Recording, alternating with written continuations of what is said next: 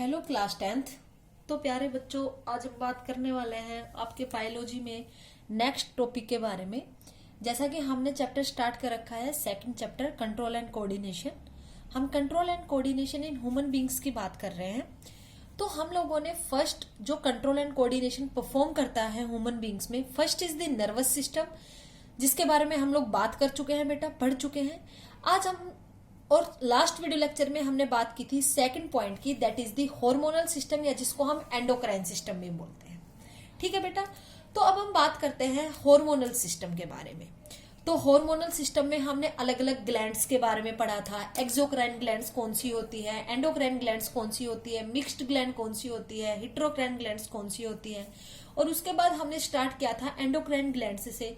तो हमने first gland that is the hypothalamus के बारे में हमने बात की थी।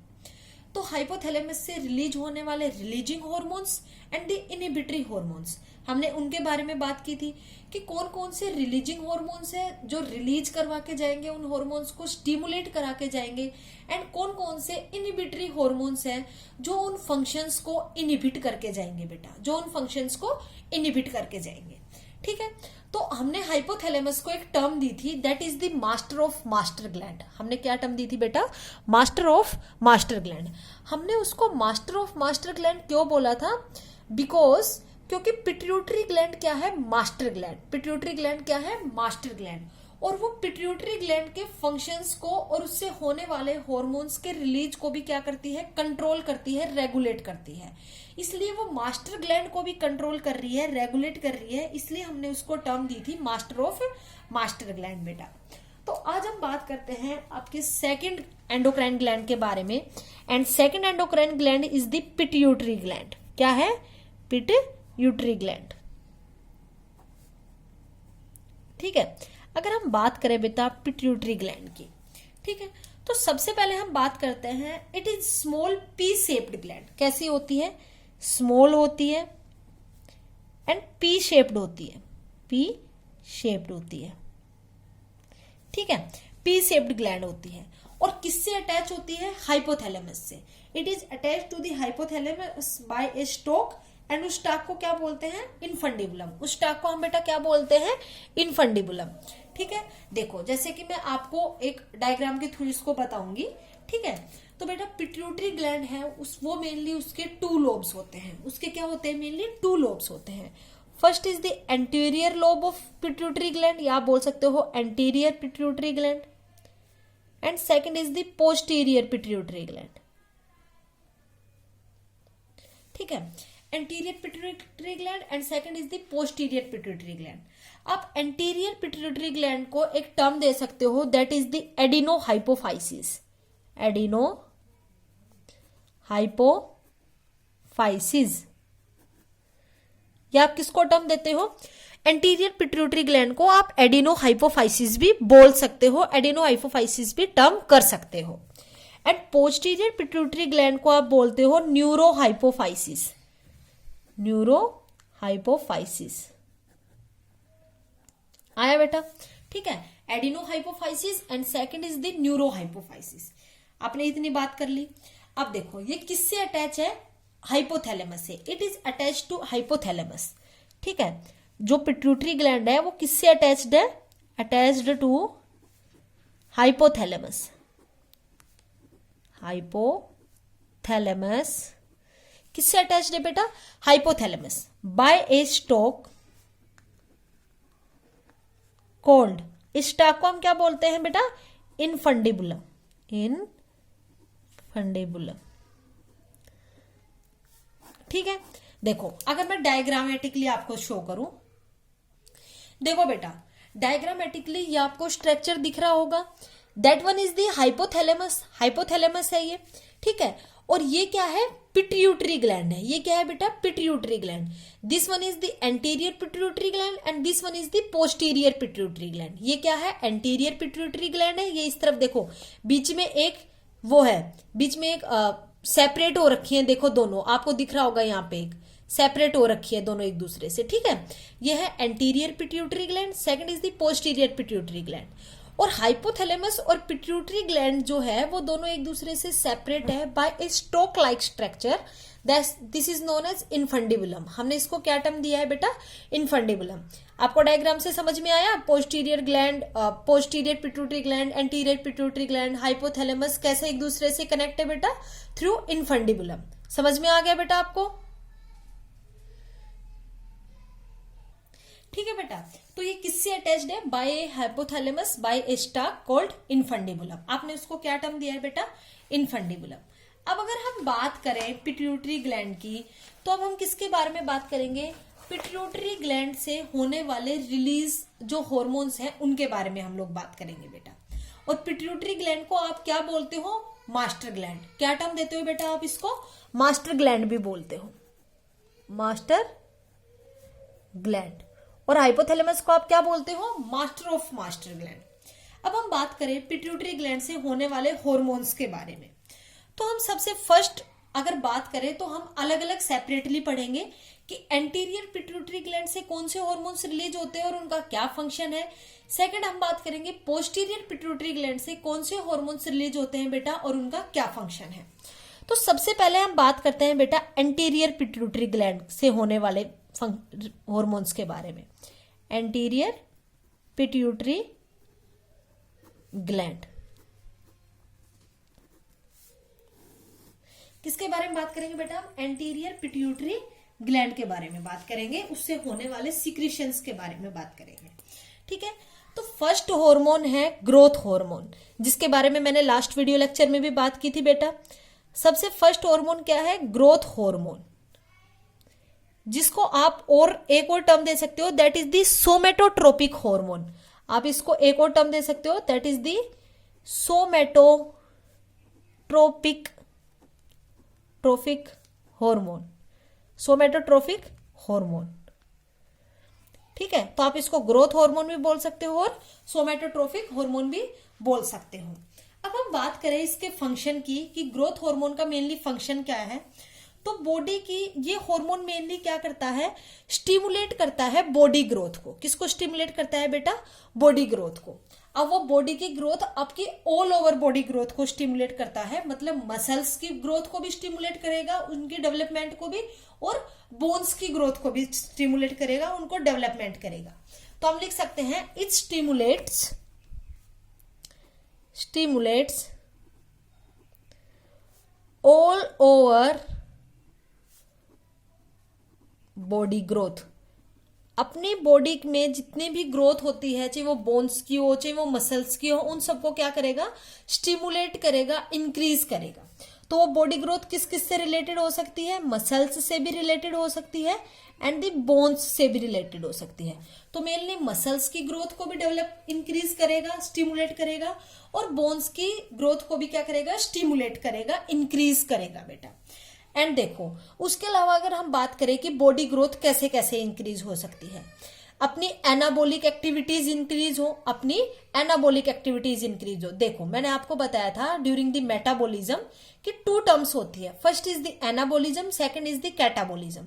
तो कैटाबोलिज्म में क्या होता है, कोई चीज ब्रेक होती है और उसके बाद वहां से एनर्जी रिलीज होती है। लेकिन एनाबोलिक में क्या है, कोई चीज फॉर्म होती है तो उसमें एनर्जी की जरूरत पड़ती है।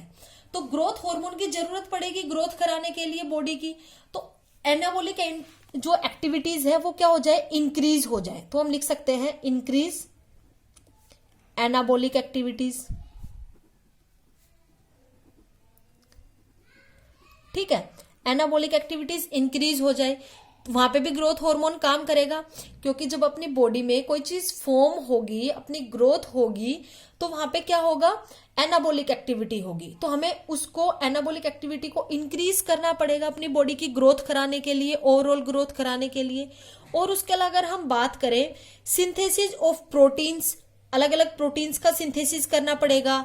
कैल्शियम जो है बॉडी में उसको रिटेन करना पड़ेगा। रिटेन का मतलब है उसको खत्म नहीं होने देना, उसको डिस्ट्रॉय नहीं होने देना, उसको रिटेन करके रखना है बॉडी में, ताकि जो बोन्स है वो फ्रेजाइल ना हो, बोन्स है वो वीक ना हो और वो अच्छे से बनी रहे। इसलिए हमें कैल्शियम का भी क्या करना पड़ता है, रिटेंशन करना पड़ता है बेटा बॉडी में, ठीक है।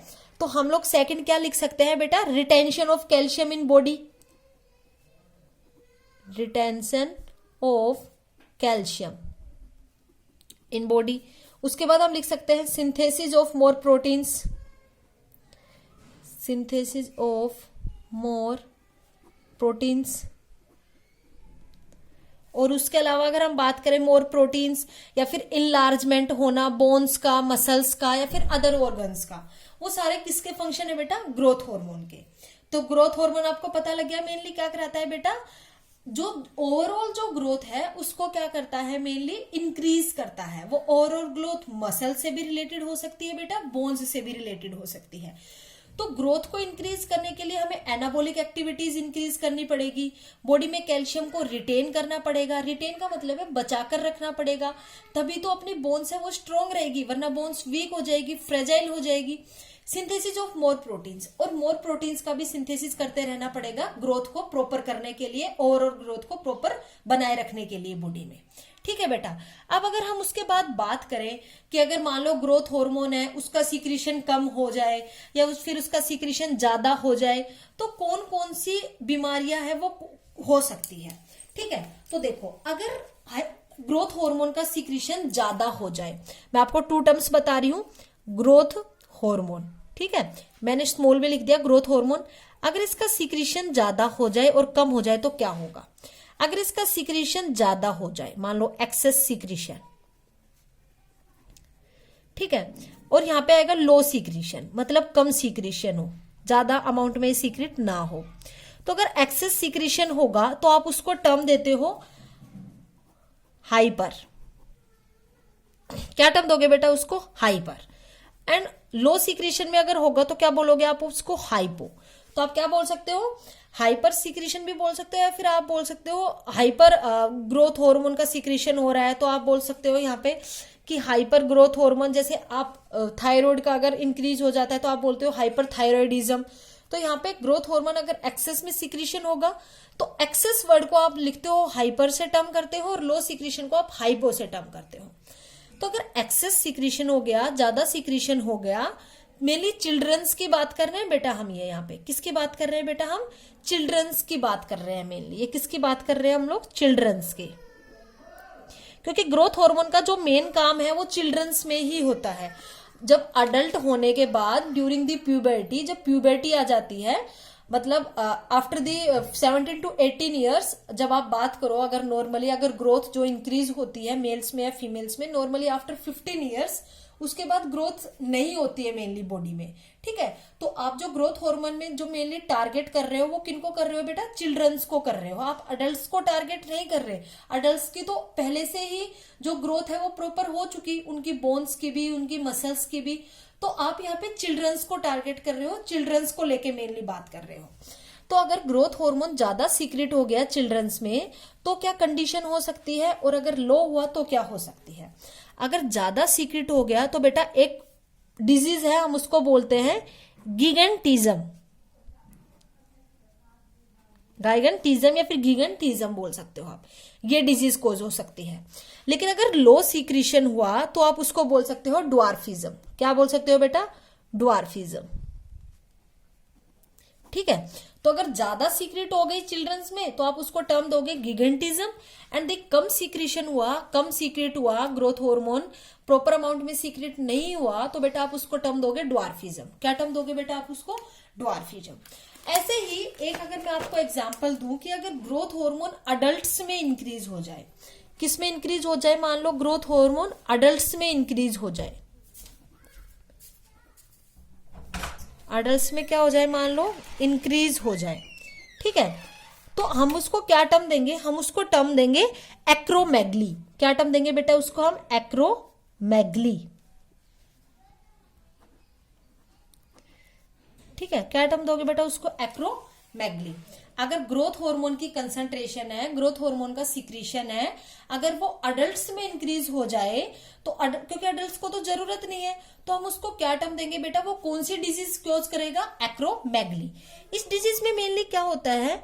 जो बोन्स है, जो आपके फिट है, जो फेसिस है, उन सब की जो बोन्स है, मसल्स है, वो ज्यादा अमाउंट में डेवलप हो जाती है, ज्यादा अमाउंट में उनकी ग्रोथ हो जाती है। तो अब सपोज करो कोई बोन है, मैं आपको फॉर एग्जाम्पल एक बता रही हूं, अगर मान लो अडल्ट में एक बोन है, उसका साइज है ये, सपोज करो, ठीक है, ये किसका है, अडल्ट की बोन का साइज है, ठीक है।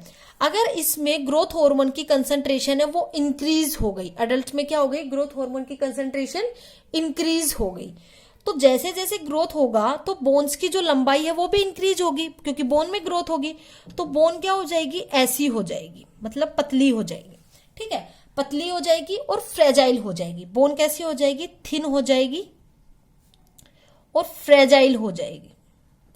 ये किसका एग्जांपल दे रही हूं बेटा मैं, बोन का, ठीक है, फ्रेजाइल हो जाएगी और थिन हो जाएगी, तो वो क्या रहेगी, टूटने का डर ज्यादा रहता है उसमें, इसलिए ये कौन सी डिजीज कोज करती है, एक्रोमेगली। कौन सी डिजीज कोज करती है बेटा, एक्रोमेगली।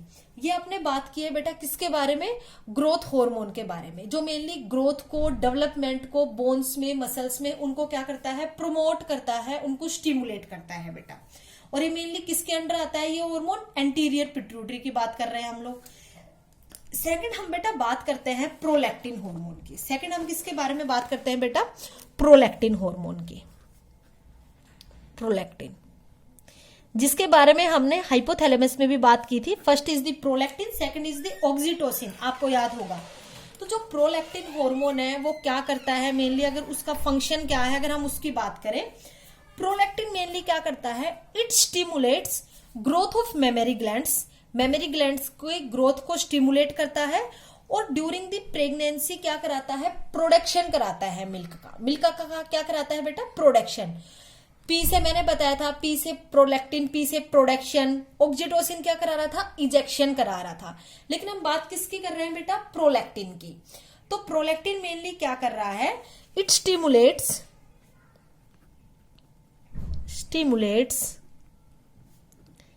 the growth of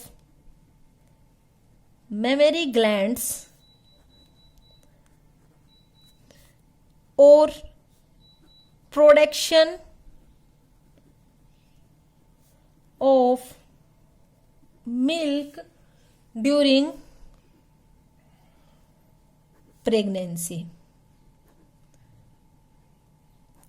ठीक है, क्या काम करता है मेनली, जो प्रोलैक्टिन का जो वर्क है वो क्या है मेनली, ड्यूरिंग द प्रेगनेंसी एक तो क्या कराना, मिल्क का प्रोडक्शन कराना, एंड सेकंड इज दी जो during the pregnancy, during the gestation period. देखो बेटा गेस्टेशन पीरियड क्या होता है, अगर मैं आपको बात करूं, एक टर्म होती है that is the gestation period. देखो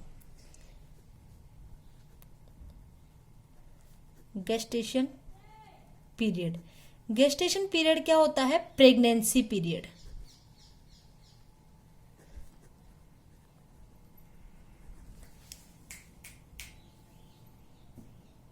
देखो बेटा गेस्टेशन पीरियड क्या होता है, pregnancy period means 1 to 9 months का जो प्रेगनेंसी पीरियड होता है, आप उसको ही क्या टर्म देते हो बेटा, गेस्टेशन पीरियड।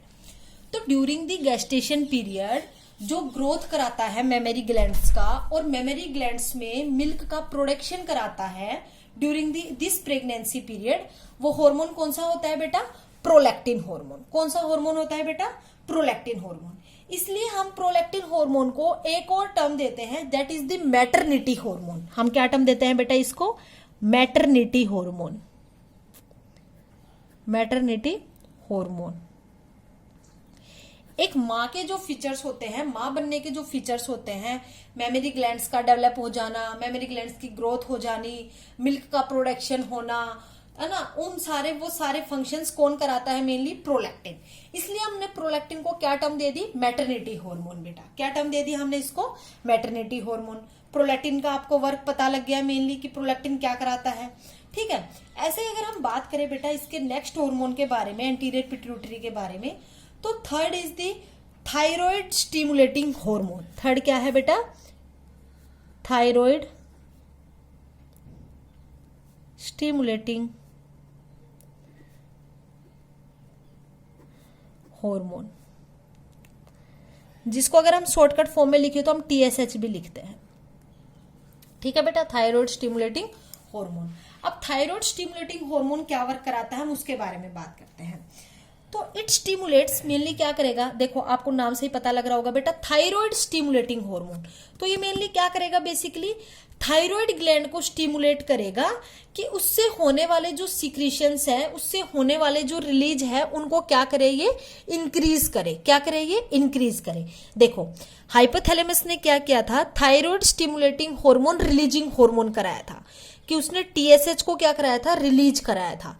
लेकिन पिट्यूटरी ग्लैंड क्या कर रहा है, एंटीरियर पिट्यूटरी ग्लैंड, अब ये टीएसएच थायराइड ग्लैंड को स्टिमुलेट करेगा कि वो उससे होने वाले हार्मोन्स का रिलीज करे।